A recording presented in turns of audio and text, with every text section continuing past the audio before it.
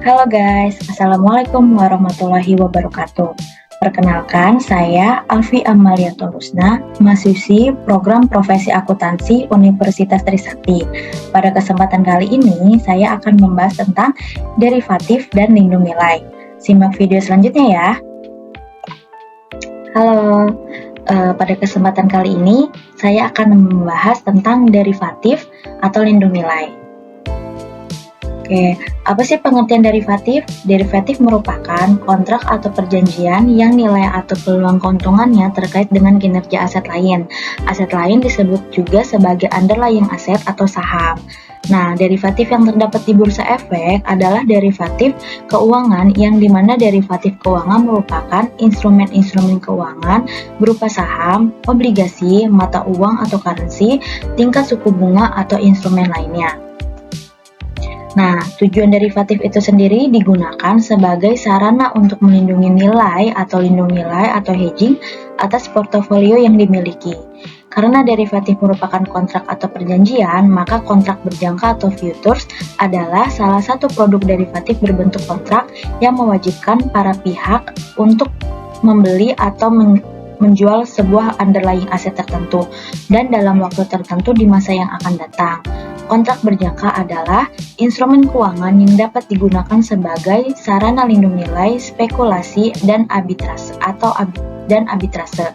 Sebagai produk derivatif, nilai kontrak berjangka ditentukan atau diturunkan dari harga underlying-nya.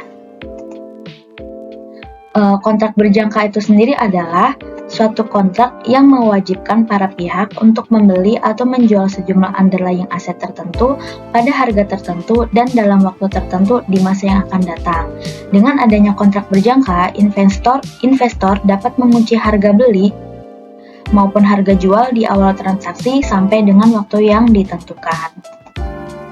Nah, pergerakan harga kontrak berjangka dipengaruhi oleh pergerakan underlying aset atau aset yang menjadi dasar dari kontrak berjangka tersebut. Misalnya, harga KBIE LQ45 mengikuti pergerakan indeks saham LQ45 sebagai acuannya, atau harga ABCD Futures yang mengikuti pergerakan saham ABCD sebagai acuannya.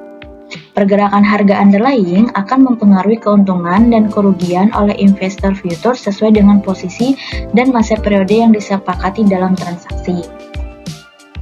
Nah, kontrak berjangka di BI itu ada 5, yaitu kontrak berjangka indeks efek LQ45, yang kedua ada kontrak berjangka indeks efek IDX30, yang ketiga ada kontrak berjangka surat utang negara, yang keempat ada kontrak berjangka sekumpulan surat utang negara, dan yang terakhir ada kontrak berjangka saham atau KBS. Nah, keunikan dari kontrak berjangka itu yaitu salah satunya ditawarkan oleh kontrak berjangka adalah dalam perdagangan kontrak berjangka, investor dapat melakukan penjualan terlebih dahulu atau disebut dengan short atau posisi jual, dan atau pembeli terlebih dahulu disebut dengan long atau posisi beli. Tidak seperti investasi pada saham, di mana untuk menjual suatu saham, investor harus membeli dan mempunyai saham tersebut pada portofolio investor. Investor kontrak berjangka bisa memasang order jual tanpa harus membeli kontrak berjangka maupun harus memiliki underlying-nya terlebih dahulu. Penentuan posisi tersebut tergantung pada prediksi dan analisa masing-masing investor. Nah, selanjutnya perbedaan long dan short, yaitu kalau long, jika investor memprediksi arah pergerakan harga underlying akan naik, maka posisi yang tepat adalah posisi long. Begitupun yang short, yaitu artinya sebaliknya. Jika investor memprediksi arah pergerakan harga underlying akan turun, maka posisi yang tepat adalah posisi short. Nah, di kontrak berjangka ini ada kelebihannya, yaitu yang pertama lindung nilai. Dikarenakan diperbolehkannya investor untuk melakukan transaksi short atau jual terlebih dahulu pada transaksi futures, maka investor dapat memanfaatkan penurunan harga underlying atau saham atau indeks untuk tetap mendapatkan keuntungan atau melindungi portofolio investor. Futures dapat digunakan sebagai instrumen lindung nilai atau hedging karena dapat mengkompensasi resiko atas kerugian yang disebabkan oleh penurunan nilai portofolio underlying. Mekanisme hedging tersebut dapat dilakukan jika investor mengambil posisi jual di future. Dengan demikian, apabila investor menderita kerugian di pasar spot, maka keuntungan future dapat menutup kerugian portofolio saham tersebut.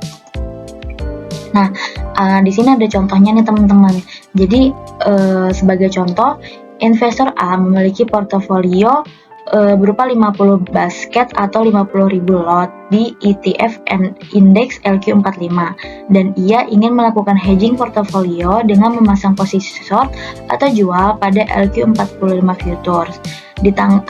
Contohnya di tanggal 2 Juni 2020, investor A memiliki ETF LQ45 sebanyak 50.000 lot dengan nilai indeks 800. Nilai portofolionya adalah 800 dikali 50.000 dikali 100 yaitu 4 miliar. Investor A khawatir karena memiliki prediksi indeks LQ45 akan turun, maka investor A melakukan short LQ45 futures. Nah, mekanisme di LQ45 futures yaitu ketika nilai indeks LQ45 sebesar 800, nilai kontrak future yaitu 800 dikali 500.000 sama dengan 400 juta. Investor A khawatir karena memiliki prediksi indeks LQ45 akan turun, investor melakukan short LQ45 futures. Jumlah kontrak yang dibutuhkan sebesar 4 miliar dibagi dengan 400 juta, yaitu menghasilkan 10 kontrak. Untuk melakukan hedging atas saham yang dimilikinya, investor A mengambil posisi jual atau short LQ45 di harga indeks 800 sebanyak 10. Tuan A membayar margin awal sebesar 4% dikali 800 dikali 10 kontrak dikali 500.000 menghasilkan 160 juta. Nah, di tanggal 3 Juni ETF LQ45 yang dimiliki Tuan A mengalami penurunan sebesar 5% yang awalnya dari 800 ke 760 atau sebesar 200 juta. Jadi penurunannya 5% dari 4 miliar yaitu 200 juta.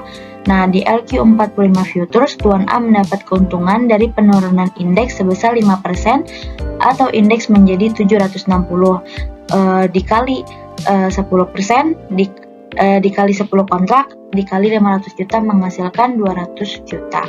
Kerugian sebesar 200 juta yang dialami oleh Tuan A atas portofolio ETF LQ45 dapat ditutup dengan keuntungan sebesar 200 juta yang diperoleh dari IDX LQ45 futures yang dimiliki oleh Tuan A sebagai sarana hedging.